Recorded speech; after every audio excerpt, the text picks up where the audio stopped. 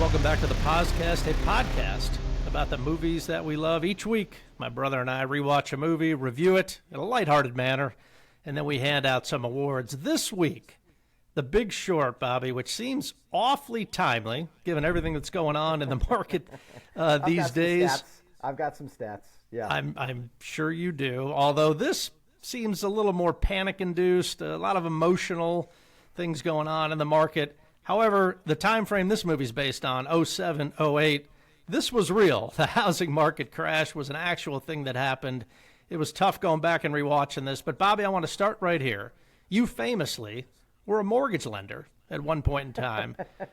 Are you willing to go live on the podcast, on record here? Do you have anything to apologize for, or do you have no culpability in this thing whatsoever? No, I have none. And yes, I was with Home Bank Mortgage. And like the stories you've heard, we showed up on Tuesday and the door was locked, literally.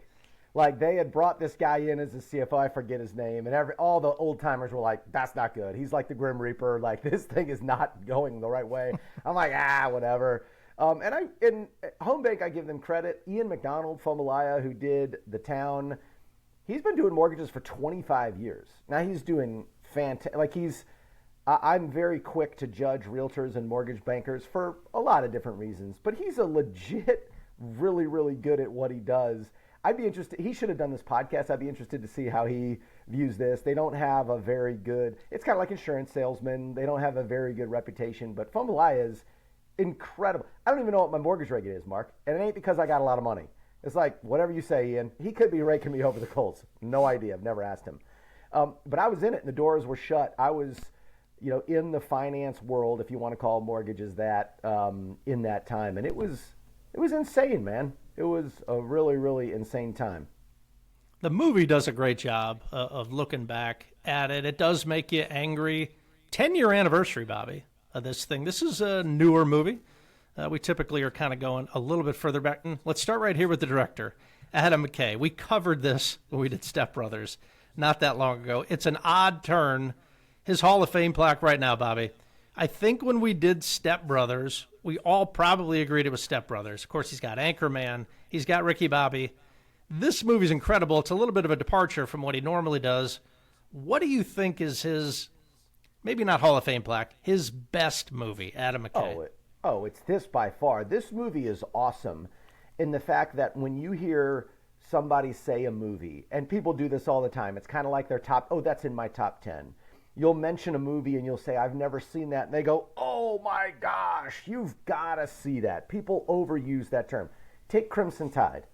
Crimson Tide was way better than I remember. But as I was talking about it with my buddies in the podcast, if somebody said you didn't see Crimson Tide, I'm like, oh, you should watch it, man. Like, you got nothing to watch. You will not be disappointed. This is a movie. Jason Mader has never seen this. Wow. He's our age. Yeah, it was just kind of like, holy cow, Mader, you've never seen The Big Short? Like, you have to watch this movie. This movie is, I knew it was awesome. We always used to kind of talk about it. It's better than I remembered. The characters, Gosling is a coach-like character, like from The Gentleman. He's just awesome. You can't wait till he's on the scene. This is a great, great movie. Ranked number 50 in our list. That's pretty high. When you start looking at the movies around it, and it is definitely justified to be right there in the middle of the top 100. This is his best movie by far. This is a great, great movie.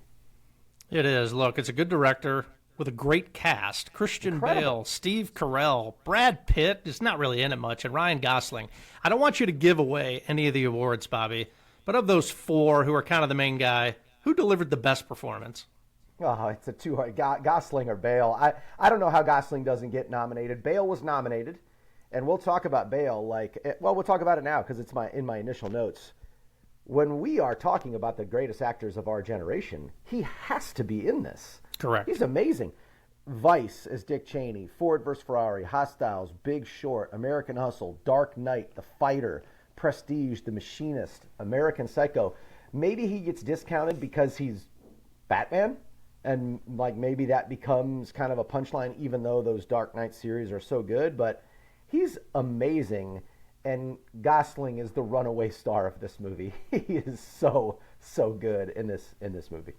Well, let's do it right now. Christian Bale, Bobby. Underrated, overrated, properly rated. Maybe the most underrated actor, because we just did this with Denzel, and I ripped off a bunch of people. I might have said Bale. I got to rewatch that, but very, very underrated. And how about Steve Carell? Incredibly underrated. This guy is Michael Scott. I got a Bob's big question about that, but great, great actor and an unbelievable comedic actor. Really, I mean, The Office. I know not many movies. Him in Anchorman is funny, and 40-Year-Old Virgin, But him as The Office is Michael Scott in the pantheon of great comedic characters, both movie and TV. He's got to be up there, right? Totally. I thought he had the best performance in this movie. I was kind of blown away by him, probably because I didn't expect it as much. Bale is always delivering. This thing did not do exceptionally well at the box office, Bobby. 132 million, number 57 worldwide. A couple of movies right above it in the box office that year, Bobby. Point Break, not Keanu Reeves and Patrick Swayze, and a movie called Yip Man 3. Both made more money than The Big Short. Is it just because maybe the title of the movie is confusing, or people just didn't, or maybe the movie's a little confusing, or did people just not want to relive something that was so painful and disappointing? Mark, I never question your research. There's no chance a movie named Yip Man 3 made over $120 million. What is Yip Man 3? Is this no clue? anime? I just saw it listed there, and I got to write this down and ask Bob, right. why did it make more money? Are you sure it wasn't 310 to Yuma? Did you write it down wrong? No, I didn't. Yeah, it's a documentary about finance, but Adam McKay knows that when he's making it, so that's why you get the cameos from a Margot Robbie in a bubble bath and Anthony Bourdain, rest in peace. Jason Mader, you have to watch this movie. It's a piece of our age. Now, in 2007, I just had got out of coaching. I didn't know what I was doing, so it affected me. It didn't have a lot in your 401k, so it affected me, but it didn't affect me as much. We were a real estate baron, a mogul at this time, Mark, if you remember. Yes, I recall. I've got some stats on what that real estate's worth right now. We should have stuck it out. But it really didn't. You know what I mean? It just, if you didn't have a bunch of money in your 401k or you're trying to know what's going on, it's I don't really need to see that. But somebody our age who lived through it has to watch this movie.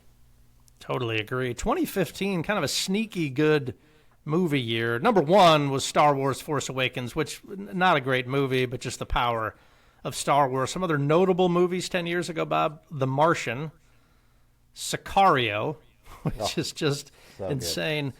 The Revenant with Leo and Hardy. Speaking of Tom Hardy, Bob, are you watching Mobland?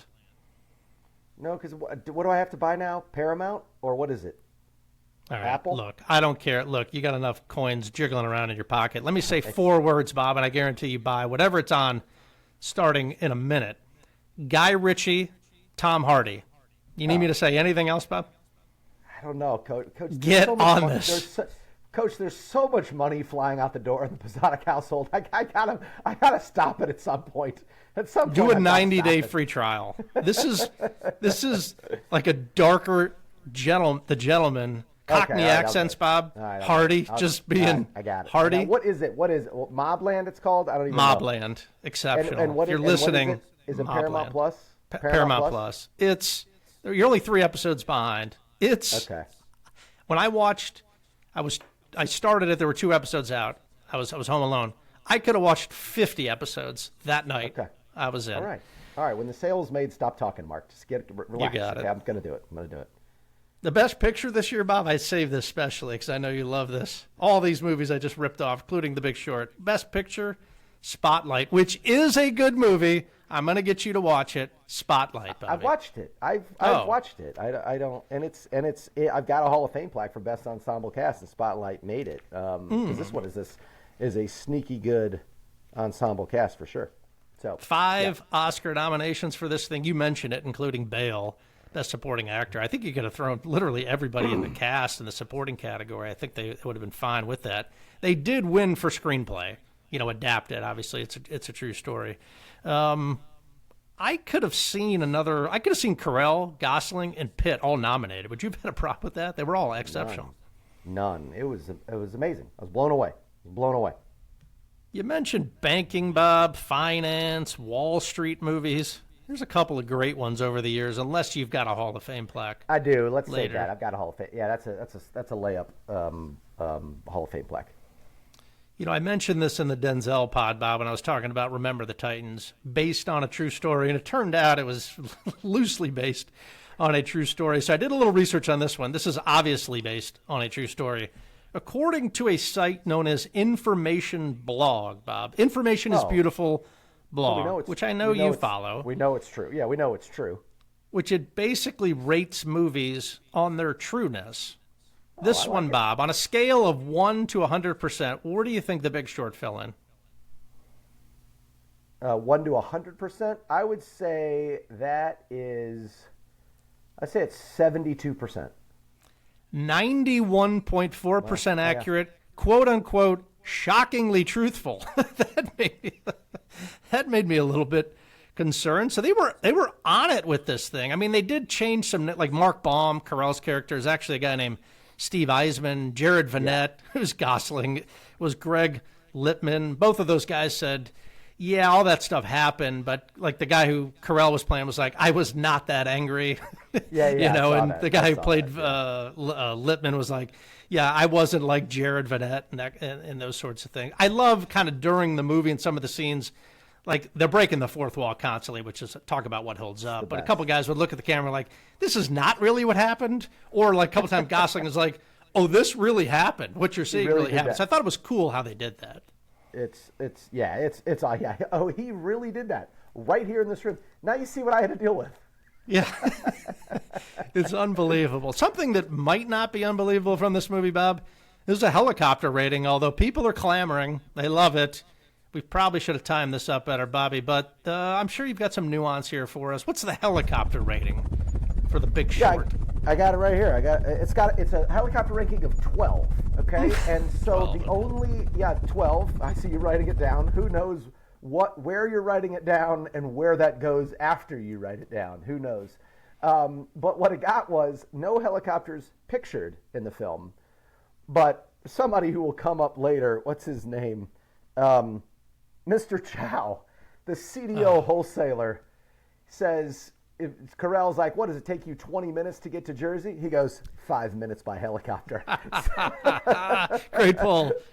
So that's how it got a 12.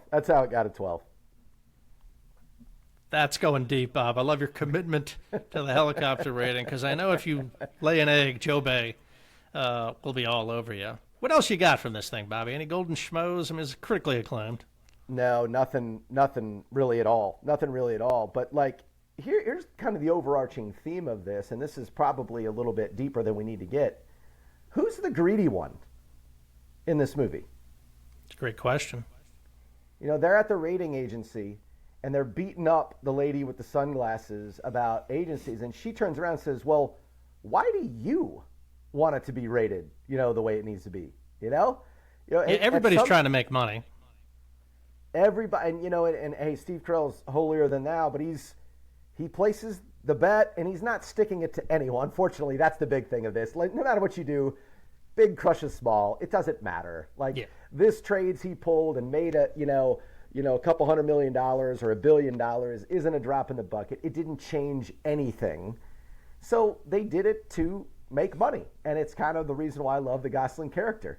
He's kind of us, like, hey, I get it. You don't like me. I feel you judging me. Yeah, that's a big number. I get it. But he was in it. Carell said he's so transparent. I kind of respect it. We're going to do this to try to make money. So it's an interesting, Brad Pitt. What's he doing? He's off the grid. Does he really want to help these guys? Like, come on, man. Like, you're a little bit greedy. The rating agency, Steve Carell, those kids in the garage, all that is for greed. So it's kind of a really good way to look at it. Mark, so I'll say that I'll do it now. So in 2008, basically the pullback, they talked about $5.8 trillion of value was lost. In 2 days, $5 trillion of value was lost in pensions and 401ks and things like this. Okay? Do you know how much was lost in the month of April, how much value was lost in the S&P alone? Wasn't it like $3 trillion? Or was it more? $5 trillion. So yeah. Now it's bounced back. Now the numbers are bigger. That was 2008. It's incredible to look at the value of just the S&P, just the volume of S&P. So it's not apples to apples for sure. But in doing what I do for a living, it's not, hey, I know what's coming or predicting. It's making sure we modify behaviors that, like, hey, we've been here before, although people get sick of hearing about that. But we just lost the same amount of money we did in 2008. Now, can you imagine a stock going to zero?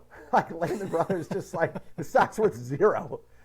And I literally, again, I do this for a living. I don't claim to know everything about it, but I literally had to Google, like, how does a stock go to zero? I mean, I think I conceptually know, like the debt, the liabilities outstrip the assets, but there is a component of, hey, the public says there's no value in that company. Yeah. So some of it is like subjective, some of it is objective, but it's like you're that guy who's debating Steve Carell and all of his net worth, and he's like, it's zero.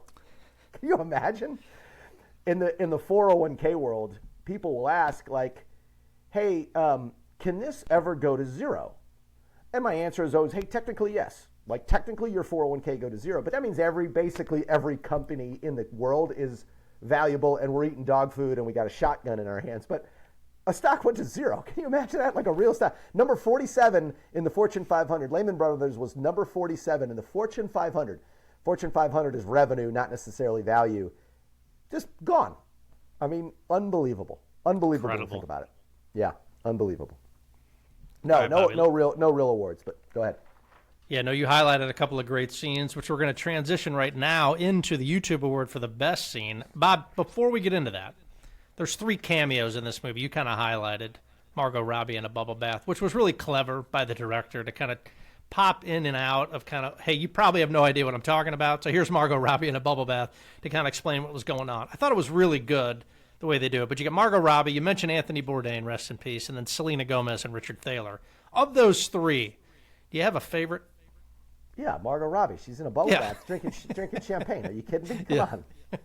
It's clearly my favorite. Which one do you think was the best? Which one do you think made the most sense, meaning taught you the most? Oh, the Anthony Bourdain. Like the scene, I say, we're not gonna. What are we gonna do? Throw this away? No, we're not throwing this dead fish away. We're gonna put it in stew, and we're gonna do this. But the synthetic CDO at the poker table and all those bets, that was like, I get. That's how it collapsed. Correct. Right? Lehman Brothers going to zero is not why the economy collapsed. It's one bet and billions of dollars bet on that one bet on both sides. So that was, even when I watched it, I was like, that's how things went sideways. Because we always say, like, in 07, the housing market collapsed. Well, people stopped paying their mortgage. Well, how does that affect me if I'm still paying my mortgage? So that was really good to bring that to light. Would agree with you. I thought the blackjack scene made the most logical sense to me as to why this all happened, right? Yeah, it was good. All right, well, what do you got? I mean, tons of really cool scenes, great dialogue. It almost has like a Quentin Tarantino feel when the dialogue, when these guys get ripping. But what'd you like the best? Yeah, I think what I like the best is Gosling pitching the initial idea. Yes. So he's in front of them, and Vinny's there, and everybody is just there ripping him. He look at him. That's my quantitative. He doesn't speak English. He got first place in a math contest in China. And the guy looks at him. My name's actually Huang. I speak English, but it makes it sound better if I don't speak English. I actually got second place in that. It's an incredible, incredible scene. But then it's backed up too with when they ultimately are going to make the trade, and Vinny, what's his Kendall name? Roy. Kendall Roy says, "Are we going to cuss? What's our rule now, Mark? Are we cussing on this for it. podcast?" I think it's mandatory here. This scene is the best quote of the movie, so go ahead if you're doing it. Yeah, he goes, and so Kendall Roy's like, "How you fucking us? I'm not fucking you, Vinny. I'm kissing you. I'm looking deep in your eyes and make love to you, Vinny. I'm handing you the deal of the century on a fucking platter. What do I get out of it? Easy. I get a $20 million a month negative carry. I've got bosses trying to pull the plug because they think I'm out of my fucking mind, all right? We make this trade. Those problems aren't so big anymore. And sure, swaps are a dark market. Here's the best part. So I set the price, whatever price I want. And when you come for the payday, I'm going to rip your eyes out. I'm going to make a fortune. But the good news is, Vinny, you're not going to care much because you're going to make so much fucking money. This is what I get out of it. This is what I get out of it. You get the ice cream, Vinny, the hot fudge, the banana, and the nuts. Right now I get some sprinkles. And yeah, if this goes through, I get the cherry. But you get the sundae, Vinny. You get the sundae. So it's the pitch, and then when he comes through. And then just like it's going to come up in my what's hold up, closing a deal. He's like, got it, book it. He's just like, yes, he's slapping 5. It's so awesome. Gosling is. Those are my 2 best, but I've got a couple others. Go ahead. What are yours? Yeah, you nailed the best scene. I love at the end of that quote, which was great. I thought that was phenomenal. In quotes, I was like, I'm going to write this down. I'm like, no worries. Bob has got that. He'll just lay that out for me. And then I like when at the end, Kendall Roy's just like, yeah, I can respect that. Make the deal. Yeah, like he just wanted to not be lied to and just like, hey, expose what's going on. I agree. I do think that's the best scene. Some honorable mentions that I would have, Bobby, is Burry shorting the housing market, like when he kind of puts all the pieces together and is going around to the individual banks, and he's got these quirks, and they're all kind of like laughing at him, and he's, can I have this cup? You know, my son really likes these cups. And when he says, I want to buy insurance because you're not going to be able to pay me. And they're all just like, can't believe it. It's just, I really love the confidence there. You know, Baum interviewing the mortgage brokers is just exceptional down in Florida. And then the meeting with Chow, like that whole scene there when he's explaining it to him. And you just, it's kind of like Carell's character, Baum, is us in the movie, right? Learning what's going on, the disgust. I mean, Carell's just off the charts. And I would say finally just selling the shorts at the end, the whole fallout thing at the end. But what else you got? Well, I got the Bale with his boss. Michael, give me my money back. Yes. Give me my fucking money, you motherfucker. Like, he's like, oh, my gosh. Like, what have we done? What have we done? And then the selling is, I say when we sell. When Carell and Kendall Roy get into it, he says, I say when we sell. We're not doing this. And then one of the best ones. So the premiums come due, right? The bonds are not going in value when everything is going to hell in a handbasket. And Gosling is like, hey, you owe me $9 million of premium payments. And they like, call his ass, get him in here. And he's just sitting there. And it's like, yell, yell, yell, yell, yell. And then the yelling stops. And he goes, the last thing you hear is, you butt fuck. And then they're just yelling, yelling, yelling, you butt fuck. And Gosling's like, you done? And they're like, yeah, I think so. God, I think I pulled a muscle in my back yelling. They all kind of know. Gosling knew it was coming. These guys know they have to do it. Gosling's cool with it. Like, he's like, that's the contract. What are you going to do? He's like, and then it's like in kids baseball, parents will get mad, and the coaches I coach with sometime will get mad at the umpires. Mm-hmm. Okay. Even in college basketball, like mid-major college basketball, low-major college basketball, you're not getting, Teddy Valentine here, You know the umpires stink. So getting mad when the umpires stink doesn't make a ton of sense to me. Now, you can argue a call, but you can't be like, these umpires stink. Well, they're getting paid $12 a game, Gosling is like, you guys say that you're cynics. Like, you are so surprised that this is a fraudulent game? Like, come on, man. That was really, really cool. But I think selling it to the most YouTubeable moment is Gosling selling it to those guys. Yeah, it's an incredible pitch. Speaking of basketball, Bobby, congratulations to your University of Florida Gators national champions. You called it correctly on Pozcast predictions. I've gotten a couple congratulations. I'm like, I didn't score a point, but I'll take it. Yeah, Thank you. it is kind of funny. Congratulations, Bobby. Well, thank you. Sneak preview, Bob, for Pozcast predictions. It will be Masters and Rory McIlroy themed. So get your little angry leprechaun hat on. I think you nailed the quotes, Bob. That scene with Gosling and Kendall Roy. I just love how we refer to him as Kendall Roy. Did we rename the Hall of Fame plaques the Kendall Roy Hall of Fame plaque? Because I'm not positive I can tell you his name. It'll come to me. I think that is the best interaction quote. I do enjoy Gosling going, I'm jacked to the tits. Oh, I got that. I'm jacked to the tits. And he's so good. And then that guy's in the bathroom. What'd you hear, Jerry? It's so good. The guy comes in to go to the bathroom. Nope. No, just points them out of there. And then my favorite, Bob, and then I'll let you kind of run with it, is just Baum getting up from the meeting with Chow, and Carell's just like, short everything that guy has touched. He's just disgusted. I think that's one of the big takeaways. What else you got? Yeah. I love Carell, and this is kind of, again, finance bros. Everything is measured by what you do and how much money you make. And even Carell says he's not that, but when he's in that meeting, he goes, "What do you do?" The guy says commodities. He goes, "Good luck with that." Just judging him. These aren't quotes we use, but these are good ones. So let's not talk about my margins being nice and fat. That's a nice shirt. Do they make it for men? The mortgage bankers, he says, "I was a bartender. Now I own a boat." And they're like, "Oh, you own a boat." Yeah. Same scene. Carell's like, "Can I meet the strippers?" And strippers, "Can I introduce you?" Yes. It's like, and then the kids, it made me laugh a lot. And when they're trying to figure out, nothing is correlating. It's all fraudulent. One thing should happen. The other mathematically should happen, and it's not. And he's like, "It's like 2 + 2 = fish." I thought that was funny. It's very good. That's all I got for quotes. Yeah, I think somewhere in there they say sell it all. It's probably something we would say. All right, Bobby, it's only been 10 years since this came out. What holds up other than, let me just give you two. A narrator, I love it, and breaking the fourth wall. Done excellently in this movie. What else you got? It's the best. So they've got those overhead projectors when they're talking like the godfather of this bond market. You know what holds up? I know we're not going back to overhead projectors, and we don't need to. You know what holds up? When you go present, and there's just the HDMI cord. I don't need to get on the Wi-Fi and cook because it never works. Ever works. Just plug me in. It'll work every time. Just plug me in. True stories. You know what holds up, unfortunately, Mark? Bailouts. We can't have the banking system go to zero. And I know we don't like it and we hate it. They say they use the bailout money to pay bonuses. Gosh, I hope that's not true. Maybe, it's just but bailouts hold up.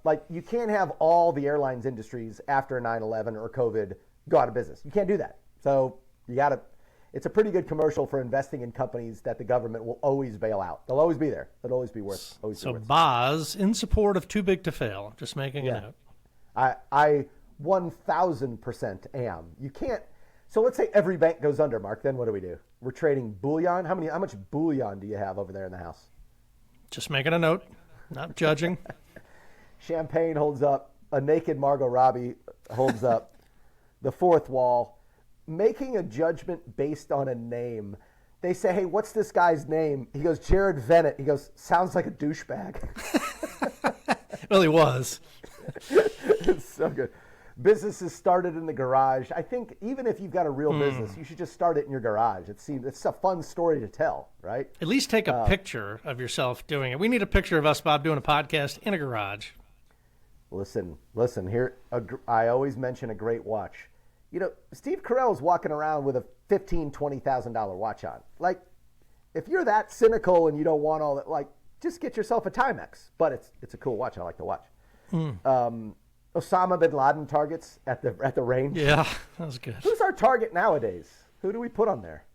It depends, probably. Probably Putin, right? We've discussed this, the Russians. Yeah, okay. I almost said something that could get me. I delete that. Hopefully I didn't say that. And then expensing ammo to clients. Everybody loves, if I take them out to dinner or lunch or anything, they say, "Oh, they put it on the Northwestern card." I'm like, that card doesn't exist. This is the Bob Pizzata card. But you've got the whatever company the hell you work for, the expense account. Expense accounts have to hold up, correct, Mark? Oh, the greatest thing ever invented. That's all I got for holding up, Mark. What else holds up? Betting on yourself, like Burry and a lot of these guys, they knew they were right, even in the face of everybody telling them they were wrong. And one of the, we didn't talk about it, but the scenes in the movie when everything is collapsing, yet it's not happening to the degree they thought it was. They're just kind of driving themselves insane, but they held on. Greed, I think you mentioned that holds up, sadly. Bob, I feel like this is where I learned about shorting in the market. Is this the birthplace of kind of shorting things? I think so. I think so. Yeah, I would agree. Tons of stuff holds up. Questions. Bobby, let me kick this off real quick. Yeah, why don't you mentioned it in scenes. Could Burry really do this? Meaning, could he really keep people's money? Like when his boss is like panicking and then he sends the email to his investors like, I can take extraordinary measures with the fund and do that? I mean, I guess that happened, but is that like, can you really do that? 100%. I'm not investing in hedge funds, but I know I have people that have like kind of basically private equity or venture capital that say, hey, we're going in this real estate deal. And there's got to be capital for a couple of years, and people can't pull their you can't pull their money. And you can say, hey, once you give me this money, you cannot get anything back for 3 years. But man, I don't know, but I think yes, you can. My final one, Bob. How soon does this happen again? So you probably read the same article. I love how you had 2 questions and you called this one your final one. Like we had this big list. You only had 2 questions. I'm beginning to think I carry more of the weight of this podcast. Like if I only had 2 questions, it would be a short podcast. Well, that's why I have less than 2, because I know you have a lot. Okay. I'm distributor, Bob. Again? I'm like Walter Clayton Jr. here. What was the question again? What How soon does this happen again? So in the same article where Carell's character, he's pretty confident that something like this won't happen again. He says the regulators did their jobs in hoping that something like this would happen, but it'll just be something else. You know what I mean? I hope not, but maybe not. Mark, I got a question. Do losers sell insurance? They said this comment like, "Oh, I gotta go sell insurance like a loser and sell insurance." Mark, do losers sell insurance? No, I know 2 of you, and you guys are both great. You and M. Kevin Lawhon, so that cannot be true. Yeah. Here's a big question. There's no chance that Kendall Roy would carry his cell phone in a belt pouch. That's a miss. That's Posada Consulting. That was never cool. You see him in the movie, and he answers the phone, and he pulls it from one of those things on his belt. There's no way Vinny would do that in real life, correct? That was never cool for a guy like Vinny, correct? Yeah, I don't recall that, but then again, was not in the city. Maybe it was a thing. Who knows? Speaking of the city, can you just be a prick in New York City now? Or will you just get killed? Well, people are definitely in a rush up there and a little time sensitive. Yeah, but you got to be careful. So so that guy is just fighting the guy over a cab. Do you do that in 2025 in New York City? No, Keanu Reeves, who we love here on the podcast, I think you said he's the greatest human breathing air, basically just said, I'm at that point in my life now where I'm not going to argue with you. If you tell me 1 + 1 is 3, I just smile, nod, and move on. Like, you don't have time for this. Speaking of cabs, have you ever fought over a cab? No, and I will say one of the best things that doesn't hold up from this movie are cabs. Remember cabs, how disgusting they were? You would never get in one that was good. Uber has, what a disruptor. Those guys should be making all the money they got. Good for them. Okay, well, listen, I've got a question here. have fought over an Uber, though. Let me just tell you a quick story. All right, go ahead. So we're at the University of Miami Notre Dame Fighting Irish game in the Orange Bowl several years ago. This is probably going back to 2017 with our guy DJ Johnny G. Now, it's a blowout, right? So Laddick and Factor have left. They've gone back to the Hard Rock Casino to start gambling. Johnny and I hang around a little bit into the second half just to kind of see if there's going to be a game of it. So we're getting out of there. We'll walk down to it's an Uber, which is a sea of humanity, the Uber station at Joe Robbie Stadium or Hard Rock Stadium, whatever they call it now.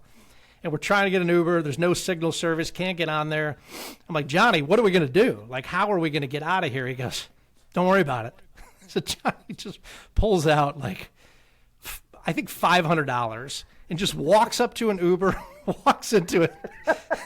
And the guy goes, are you so-and-so? He goes, nope. Here you go. It's a $500. However, some guy and his girlfriend comes up to the thing and is like, wait, you're in our Uber. And Johnny's like, no, man, this is our Uber. This is our Uber. What did the driver do? So the driver's kind of hemming and hawing. We're kind of jawing at this guy and his girlfriend. I've got a Notre Dame shirt on, so that's kind of adding to the whole thing. So there was kind of a fight over an Uber. Yeah, there you go. DJ Johnny G. There you go. Mark, do you chew your Tums immediately, or do you suck on it a little bit? No Tums. Do not take Tums. I'm very calm. No heartburn. No antacid. Well, I don't take it for heartburn. Don't you? Isn't it upset stomach too? You never get an upset stomach? What are you, a superhero? Maybe that. Well, you don't sweat. Maybe that's the mutation I got. Oh, I sweat. I just don't smell when I sweat. Yeah, Burry just starts crunching on him. It's just disgusting. You got to suck. Yeah, on speaking of that, what is that in movies where everyone takes a pill with no water? No, they just throw the Tylenol on there and just kick it back. Did you watch Limitless? Is that why you're saying that? They just put no, I didn't. But it's just it's a thing. Yeah. So here is last one, kind of Posada Consulting. Not really Posada Consulting is. Why did they make the rating? So you're writing the script and the screenplay, and they're going to say, okay, we're going to go see the Standard & Poor's rating agency lady. We're going to make her wear sunglasses because she just had her. Like, who makes that choice? Who makes that choice? It's an odd choice. I guess they're trying to make it not like her immediately. Is that what they're trying to do there? I don't know. Strange. Maybe it happened. 91.4% accurate, Bob. Shockingly accurate. Okay. Yeah. There we go. Those are all my questions. Very good. We're going to hand out some awards. I've got a jam-packed agenda of awards here, Bobby, beginning with the debut of the Denzel Award for the biggest badass in the movie. I'm just telling you right now, I went with Steve Carell, Mark Baum. I thought he was the biggest badass in the movie. What do you got? I got Gosling. I mean, because Gosling had some stuff to lose. He didn't have his own money to lose, but he was out there on a limb. He was the guy that, obviously Bale's got to do this, but then Gosling almost is like making up something. He didn't make up something, but he had to go out on their limb. I love his spray tan. He's just telling people to leave the bathroom. I love that. Carell's just kind of a jerk, and he had a lot of stuff going on in his life. But I went with Gosling. There it is, first time ever. Moving on to the Matthew McConaughey Award. Best scene stealer of the movie. I mentioned mine already, but what do you got? I like the Quant, Wong. I like him. Good call. He's just sitting there, and he's got the most American accent ever when he turns around. It makes me chuckle every single time. I like Wong. I mean, I wonder if Gosling's in the movie. Is he too much? Is Gosling in the movie? I thought so. Yeah, I thought it's debatable, but I kind of thought so. He's Heath Ledger award for me too. If we were going to do that. Yeah, I am doing that. I actually have two. Margot Robbie in a bubble bath. How could that not be the scene stealer? But from the actual context of the movie, I think this is your guy, Max Greenfield, the Schmidt. That's pretty good. The mortgage guy. He's the mortgage guy. He's exceptional, just for like a little bit scene, right? I mean, he's really. You watched that show, right? New Girl or something. I thought you were a big fan of Schmidt, right? He's fantastic in that show. Fantastic in that show. Still running? I mean, I would have no idea. Or is that show been off the air for 10 years? Who knows? Who knows? You probably have to pay for the service, which I'm out of, Mark. At some point, you have to stop spending money, and it's not because I got a lot of it, but there's just so much money going out of the door. I got to stop at some point. Get rid of something to watch Mob, or just wait. I'll tell you when Mobland's done, then just buy it, watch all 10 episodes, and you're good. All right, the big Tom Callahan Award for Best Parent. Slim pickings here. You probably had to dig deep somewhere, Bob, or do you got one? No, Danny Moses. He's the positive guy of Carell's group. I love that guy. Oh, yeah. The one guy that will laugh at all of Gosling's jokes when nobody else is supposed to laugh. He's like, that's funny. What do you want me to do? There wasn't a lot of choices. He just seemed like a good, jovial guy. I like that guy. And he was the optimist of the group. You need some optimism as a parent. Yeah, that could be it'd be tough to be that guy and that crew, right? Tough hang with those dudes, although probably pulling down some cash. I went with Marissa Tomei, not just because I like Marissa Tomei, but I thought she was loving, caring wife to Steve Carell, Mark Baum's character. The Gen A Award for Worst Parent. Plenty of options here, Bob. Well, I originally thought the mortgage guys, but I love how they picked themselves up from the bootstrap and went to the job fair and be like, hey, man, that run was over, and I'm going to get myself back on. So if you're a dad and you lose your job, you got to go do that. It's Mr. Chow. Mr. Chow now he's rich, but just the writing of it is so simple and to the point, because guys in your life that judge themselves and others by the amount of money they make. I make more money than you, therefore I'm better than you. The way they wrote it at the end, he's like, hey, I got an idea. you tell me how much money you make, and I'll tell you how much money I make. It is so disgusting. Yes. A very good acting. So he's the worst parent. Byron Mann, Chow, Yeah. the CDO manager. He is the correct answer, but I've got to also say the worst parent in this movie is Freddie Mac, and Alan Greenspan. Come on, aren't they the worst people in this whole operation? I guess they're most. Are they the ones mostly responsible? I Googled that, and that's kind of what came back. Like, there's so many people to blame, but Yeah, I don't. It's just so many layers thick. It's like, it's to the point I don't know if we made it on the podcast or not, of like, so these people that are getting cut from the federal government, from Doge and Trump, like, okay, it probably had to be done, but these humans that are working at the Department of Education are probably not bad people, right? It's just, No. It doesn't mean that it doesn't mean it doesn't need to get cut, but have a little bit of sympathy for these. So you would hope that most people were involved with this were like that. They're kind of pressing A and B and going. You hope, I guess. Yeah, a friend of mine at work, his neighbor works for the government, and he's got to send that email in, and he he's out of his mind every week with the 5 things he's got to send in. It's great. That's a real thing. I love it. eBay award, item from the movie that you'd most want, Bobby. I want the actual paper Lehman Brothers stock certificate. That'd be pretty cool.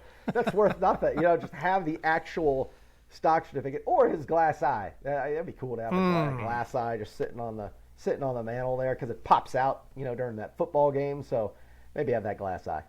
You have a Hall of Fame plaque for best glass eye, Bobby? I will here when we get to it. I got the internet right here. Jim McMahon's going to win. I went with the Jenga blocks. What the Jenga blocks that Gosling was using to basically explain what was going on. Triple A, triple B, triple A. You mentioned it before, Bobby. We don't pull this out often, but I had to do it here because I know we're going to have the same answer. The Heath Ledger Award for the character in the movie that you just wanted back on screen every minute. It's Gosling, correct? It's Gosling. I need a Netflix 10-part series about him.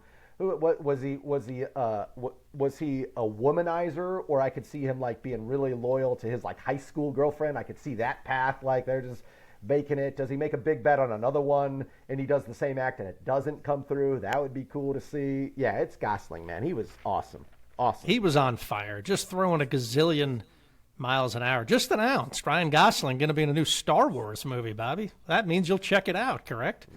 No, I got no way. It's Star Wars. It's jumped the shark. It's jumped the shark, Coach. You see the final Mission Impossible trailer, Bob? This guy.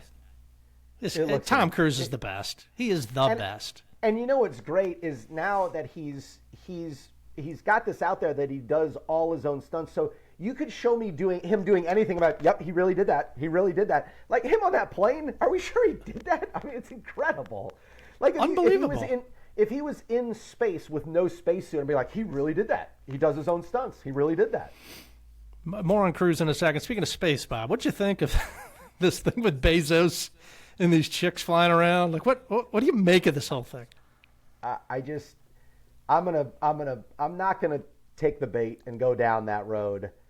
The juice is not worth the squeeze. Now I'm sure, meaning, like if they died and then you could talk to them after they died, be like, what is that? Yeah. It's kind of why I won't do skydiving. I know I'm not going to die, but if you did, you're like, I died because I want to jump out of stupid. Yeah. How'd your brother die? Skydiving. You'd be like dummy. Yeah. Dummy. Yeah. Hang gliding. Right in the. But yeah, and I'm sure the experience it's kind of like seeing the Grand Canyon. Like it's awe-inspiring, and I'm sure it was. But like, no, I'm not going to get into the political talk of those women going up there. Yeah. Just seemed bizarre. Speaking of Cruise and all these stunts he does, the thing with him on the plane is just incredible. I can't wait to see the whole movie. I just know it's going to be good. I'll be in the theater. I love it. Theoretically, this is the last one. I feel like, we're obliged to go in there and watch these movies. Did you hear Matt Damon telling the story about how Tom Cruise gets to do this? Because basically there's a stunt like safety guy on every movie, and Damon's like, how do you get past all this to do it? Cruise tells the story. He's like, so I go up to the safety coordinator. I go, hey, I got an idea for this shot. I'm going to do this, that, and the other. And the stunt guy goes, you can't do that. And then Cruise goes, so I get another safety guy. So basically, he just keeps. He's got enough juice where he's just like, all right, you're off the movie. Bring another guy and like, all right, I got this idea. The guy eventually is like, all right, go ahead. Do what you want to do. Tom Cruise. So Tom Cruise will never be accused of making a worse decision. Well, maybe he's made a couple, Bobby. But what would get the Terrence Howard Award for the worst decision in this movie? I mean, do you go real life? Do you go with the movie? Like, what was the worst decision? Well, I think our Jacksonville real estate portfolio would be just about $2.2 million right now. I think the worst decision was us selling the house. We take the L. Okay. No, we don't take the L. We didn't lose money. They True. went up in value. They went way down, and we were like, "Whoa!" But we did it all wrong. We were taking out loans. We were debt. Yeah. You know? It's like we did it the wrong way. But we didn't lose money, Coach. We didn't lose money. But I think the worst decision was not keeping our real estate Empire together there. But you know who did? Frickin' Tim Delp. Tim Delp. He did it the right way. He was buying like Section 8 housing. He's got like he did well, but you know he just plots along. You know he's great at that. Good for Timmy. Great at that. Yeah. All right, it's time. Time in the Big Short for Bob's Big Question. All right. Did you have any friends that stopped paying their mortgage in 08? 07, 08? Well, I do know some people who basically, and it was a very weird conversation because they're like, well, it's not worth as much when I bought it, so I'm just going to stop. And I was always like, that's not how this works. Right? I never understood that logic of, well, I bought it for $300, it's now worth $150, I'm out. I never understood that, but I do know of people who did that, Bob. You? I did too. Yes, I did too. We won't name names, but if I told you who did, it would surprise you. Like they're upstanding like completely. I think they were making more money like in 08 than when they bought the house. Like the housing didn't affect them at all, and they would still had a job. They still had money. They just stopped paying it, and they won because nothing ever happened. Like yeah. They just stopped paying. It was a crazy time. Crazy time. Well, I already know the answer for this. You really just took a dump on these folks. Do you feel sorry for cab drivers? Do I feel sorry for cab drivers? Basically, outside of New York City, I think they're completely out of a job, correct?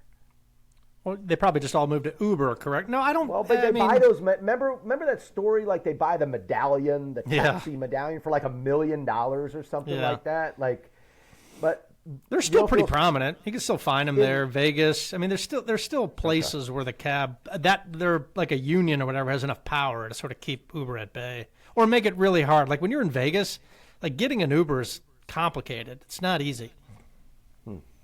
Never been to Vegas. Yeah, never been to Vegas. Do you ever use the word tranche in your life? And tell me when and where you use that. No, and funny, I had it written down as like one of my scenes, Vanette pitching the tranche sales. I just like the word. I'm not really sure I know what it is, but no, I don't think I've ever used it. Probably spelled it wrong, too. It's a French word for just like kind of sections, a tranche. Sadly, I think I've used the word, and I don't. Was I trying to sound smart? I don't know when I used it, but that would be the only way you would use that word is to try to sound smart, correct? Kind of like triumvirate, ensconced. That's what I'm doing. Boy, I tell you, Joe Bay, I could talk about him for hours, and I think he's got a streak. I think we've mentioned him every podcast. He loves to play this game. Hey, I'm from NWC, Northwest Connecticut. Didn't do this. But somehow the guy ended up at Vandy, one of the most prestigious universities in the country. Something doesn't add up.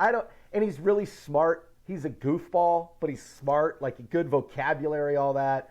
So he really likes to get on me. His favorite comment to me is, "Hey, how about you read a book every once in a while?" He likes to say that. He likes to say that. Joe. Yeah, let's. You know how there's always a Washington State Cougar flag at every game day. Yeah. They fly the flag. Well, that'll be ours. Joe Bay. How about this, Bob? Lee Corso. They've finally a good decision. Either his family, himself, or ESPN has finally said, all right, enough's enough. He's got one more episode, the kickoff episode of Game Day next year. We will all say goodbye to the coach. Any good Coach Corso memories, Bob? No, I don't. He's a Seminole. He's a Seminole. I don't care about him. He's a Seminole, isn't he? Or did he coach there or something?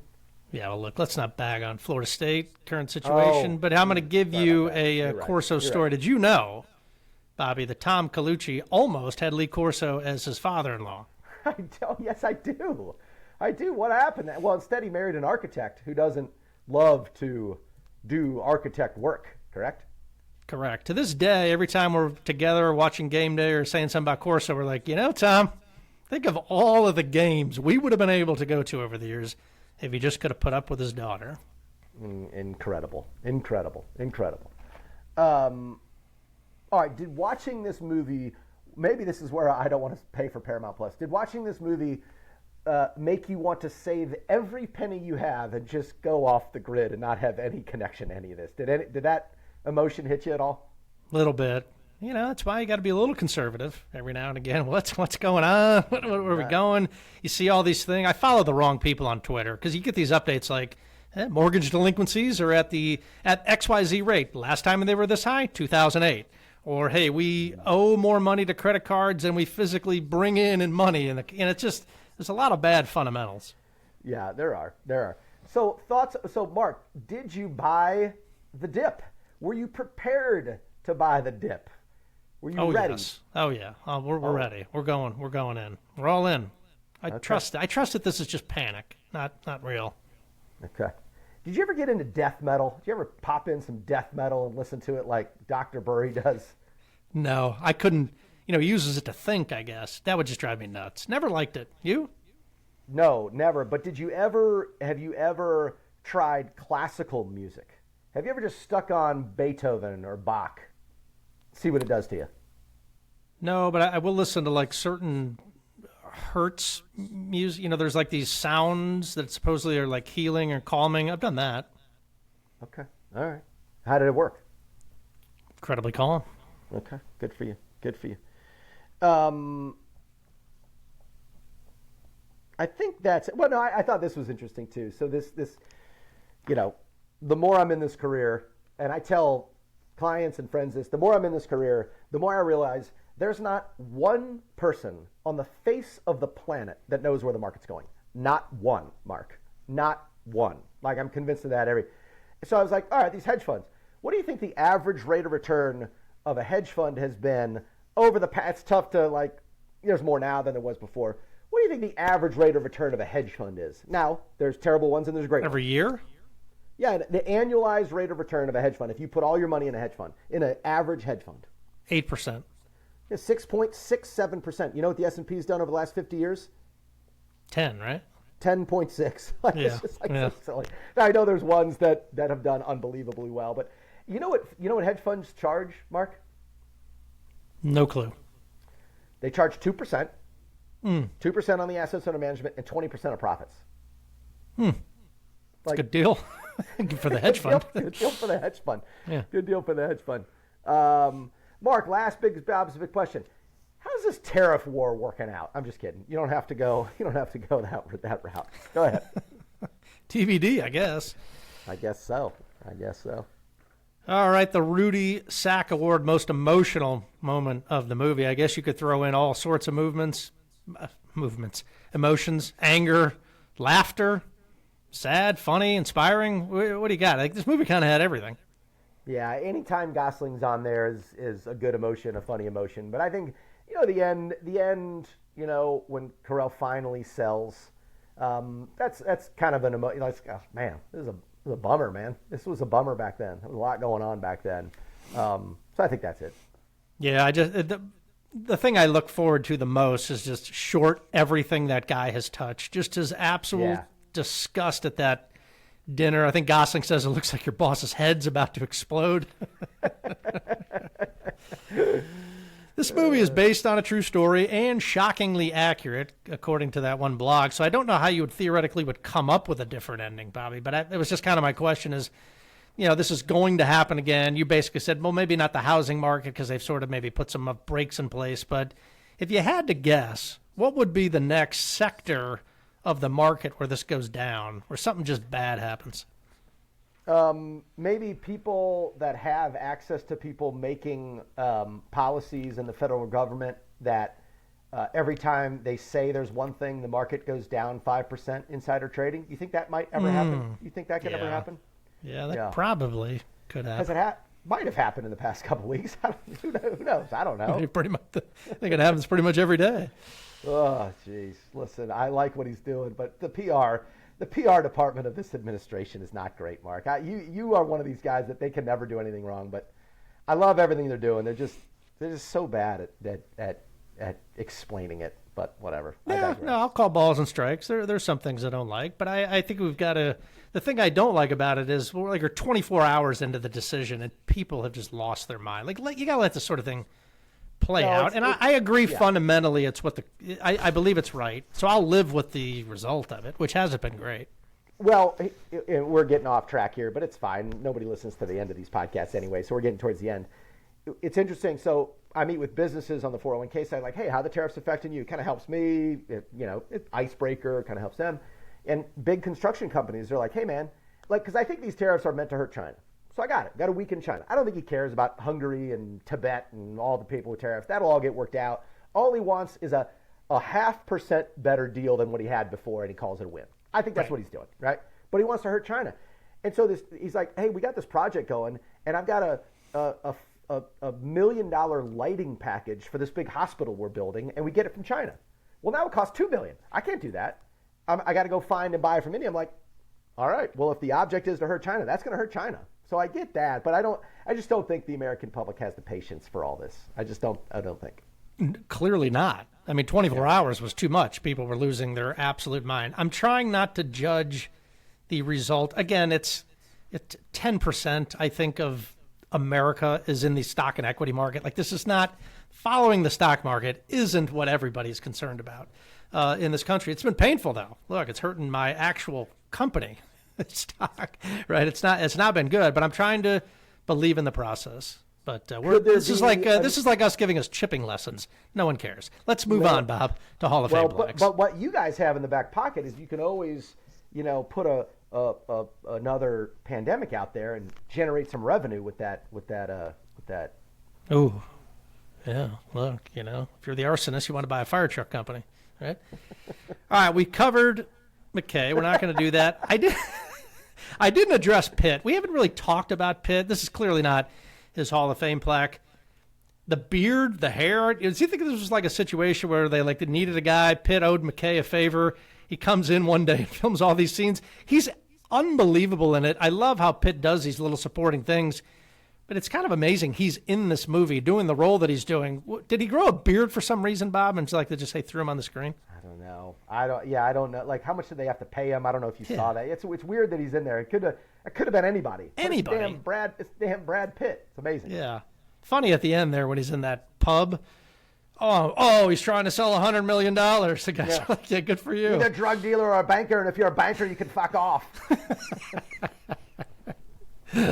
Steve Carell. I mean, we can't have this conversation. I just thought he was so good in the movie. Will he ever overcome, maybe overcome's the wrong word, but he will always be Michael Scott, correct? There's nothing this guy could do to supplant that, correct? Yeah, I was going to bring this up later. Is this movie better if he plays that as Michael Scott? That'd be pretty funny to me. That would be excellent. Different version of it.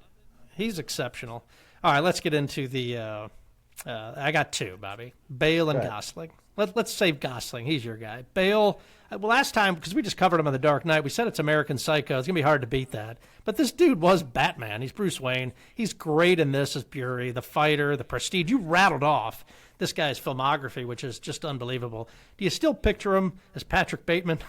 I think I do. I think, and it's one of the. I won't rewatch that movie anytime soon. If all those movies I list off, American Psycho is way low, but he's great in that movie. Yeah, the memes out of that thing are great. All right, Ryan Gosling. Probably should have included this guy in Coolest Dudes in Hollywood. Well, we said that about Denzel, Pitt. Gosling's kind of coming into that. Listen to some of these roles, Bob, and what do you think of? The dude was Ken in the Barbie movie, which was a phenomenon. They had that whole, what was it, Barbieheimer, when the Oppenheimer and Barbie came out. Yeah. He's incredible in this movie, The Big Short. Crazy Stupid Love, also with Carell. Drive, which I almost kind of think of him in that vest, but it's probably going to be, well, you love La La Land. He's great in that. I do. And The Notebook, you bring that up on just about every other pod. I might be forgetting a couple others here, Bobby, but what do you think of when I say the Ryan Gosling? It's The Notebook. How bad am I going to get killed for this? Oh, The Notebook. And second place is Crazy Stupid Love. He is so dang. We got to do that movie. Carell and Gosling again. Yeah, exactly. But I think of The Notebook. I think of The Notebook when I think of Ryan Gosling. I watched a part of that movie that he just did with Emily. What's her face? The Fall guy. Is he doing something with his face? Is he getting some surgery? Is he doing that now? I don't know. I didn't see that. I don't know. He just looks kind of different. I don't know, man. But I think of The Notebook. Unfortunate to say. I'm not proud of it, but unfortunate to say. Yeah, for me, it's a Drive, a movie I don't think is great, but just him in that vest, the way he stands there, good-looking fella. Ryan Gosling. We covered the cameos. Bob's Hall of Fame plaques. It's time. Do the Wall Street movies off the top. You said you had some banking movies. I'm curious because these things are all exceptional. Best finance movie. Big Short, Wall Street, Boiler Room, Margin Call, Wolf of Wall Street, and Trading Places. Had to throw Trading Places in there. The best one. It's the best one's probably Wolf of Wall Street. Probably the best one. This is have you seen Margin Call? It's kind of off the radar, but really good. Oh, it's just like this without kind of some of the comedy in it. It's incredible, and that's a really good cast. I mean, Demi Moore's in that movie. I forgot she was in there. I know Wolf of Wall Street is our highest rated movie about Wall Street, but do you think that's the best one that depicts what goes on? If you're going to depict it, no, I would probably say this. It's probably The Big Short. Be honest with you, yeah. But the best movie is that. Best ensemble cast. I'm just watching this movie. Like Marissa Tomei is in it for like 2 seconds. It's Marissa Tomei. I know old guys like you love Marissa Tomei. I'm way too young for her to be attractive. So, exceptional. Best ensemble cast: Ocean's 11, which we've already done on this pod. Once Upon a Time in Hollywood, which I can't wait to do. American Hustle, Bale again. The Outsiders, which I couldn't do this without having The Outsiders in there. Come on. Oppenheimer's technically ensemble cast. Spotlight, your favorite movie. Boogie Nights, Pulp Fiction, and Magnolia. Best ensemble cast. I think not at the time, but what it became, The Outsiders, is undefeated. I mean, you look back at Tom Cruise is in that movie. I'm just going to always say The Outsiders just because it's Diane Lane is just randomly in that movie. The movie's undefeated from a cast perspective. Okay. All right. Outsiders wins. All right. Best glass eye in a movie. I just put this together while we're doing this. In a movie. In a movie is the qualifier. In a movie. Now, I was doing it I was multitasking, if you saw me. So I just did anybody with a patch. I don't know if there's any. So you've got Dr. Burry. He's got the glass eye. What's the one you said? Who's got a glass eye? Jim McMahon. The funky. Oh, no. TV? Jim McMahon just poked his eye with a fork. I don't think it's glass. Just can't see out of it. My bad. I apologize. Dick Vitale has a glass eye. Oh, yeah. You got Dickie V. You got Nick Fury, The Avengers. You got Jeff Bridges in True Grit. He's got that patch. You got Tom Cruise in Valkyrie, which is a terrible movie. You got number 2 in Austin Powers. And then you got Snake Plissken from Escape from New York. Snake's got the best. Yeah, best patch eye, I guess. All right, last one. Your favorite investor. Okay? You got Warren Buffett, probably the leader in the clubhouse. The OG.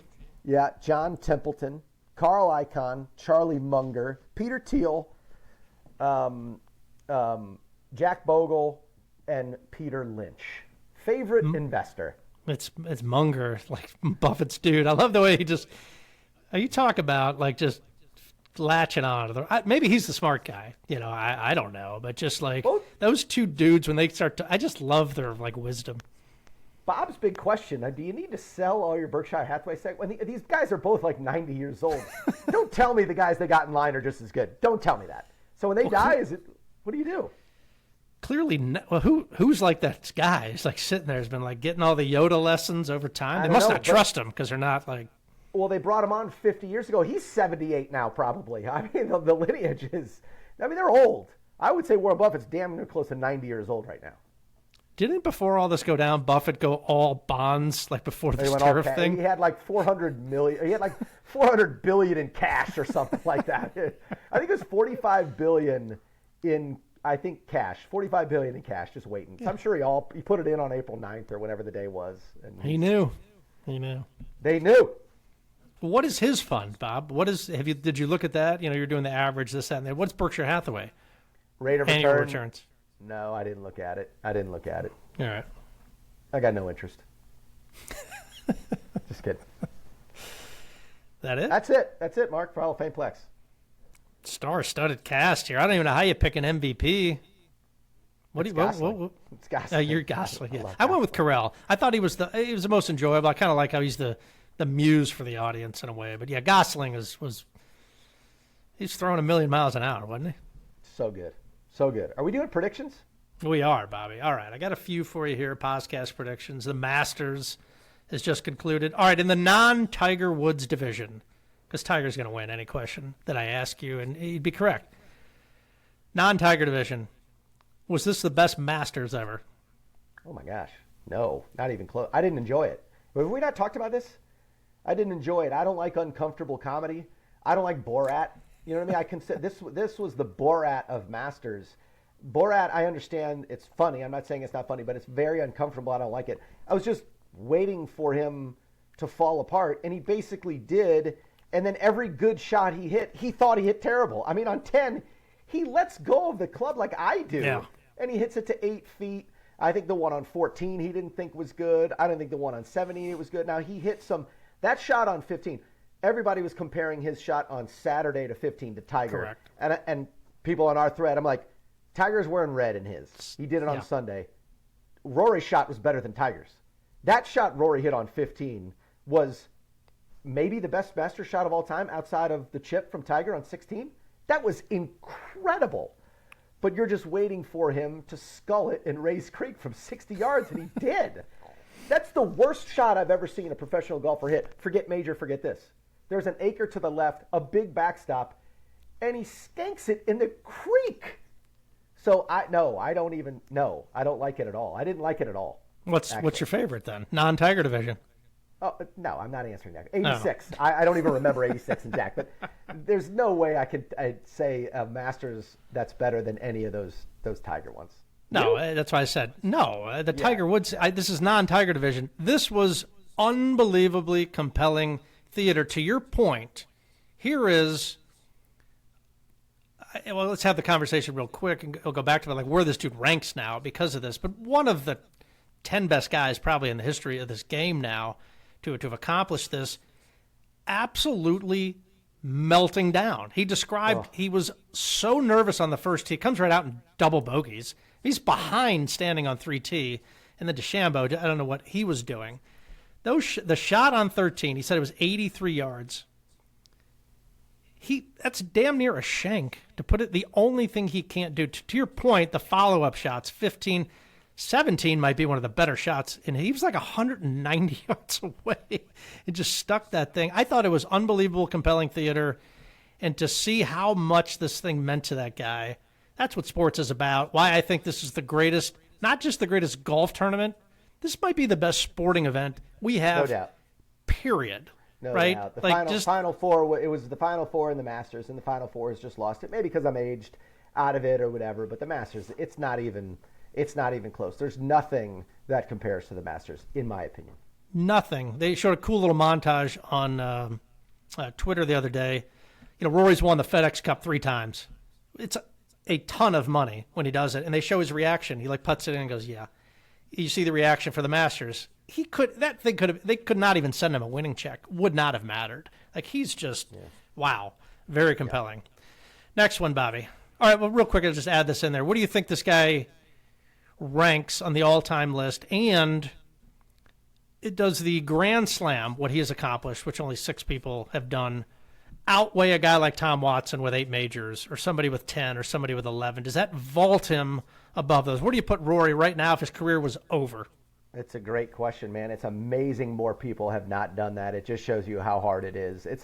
Aren't you shocked that only 6 people have done it, and only really, Tiger and Rory in our lifetime? I mean, Jack's kind of not our lifetime. It's pretty amazing, isn't it? It's shocking. There's a funny thing on comments on this, but it's like more people have walked on the moon allegedly, since 1966 than have completed the career Grand Slam. Two people in 60 years. I think you have to put Rory above all those guys then. I think you probably have to. And basically, him and Phil is a good, like, hey, who's better, him or Phil? You probably have to say Rory. Probably. Yeah, pulled it off. Clearly, it shows you the pressure that it's under to complete this thing. That wasn't a celebration. That was just complete. That was relief. That's why I didn't love it. Here's what's interesting, Bobby, and my final question for you and a prediction. Rory McIlroy is essentially the same age Phil was when he won his first. Phil won 6, basically, from this point on. Wow, so now everybody basically is like, well, is this guy relieved? I mean, he's first. He's top 5 seemingly every tournament. The guy goes out and plays. I'll put an over-under for you, Bob. Rory McIlroy, 7.5 majors. Sitting on 5. Jeez, that would be... I would still take the under. If I had to bet money, I would still take the under. That's a lot of majors. 3 more majors, that's a lot of majors. It's hard to do. I know. Mark, over-under on people still listening an hour and 11 minutes into this podcast. Well, I'll be able to tell you there are stats based on minutes. So I can tell you exactly what percentage of the audience retention is here at an hour and 11 minutes. Mark, Kentucky baseball's they're at Tennessee this weekend. I'll ask you for a prediction. Basically, 7 out of their last 8 losses, they've lost by a combined 10 runs. Do the math on that. It's basically a 1-run game every single time. It's coaching, correct? Would you shut your mouth? Oh, I forgot. You shut your mouth. They go to Tennessee. How many games do they win? 1.5 is the line. 1.5 games they win, over under.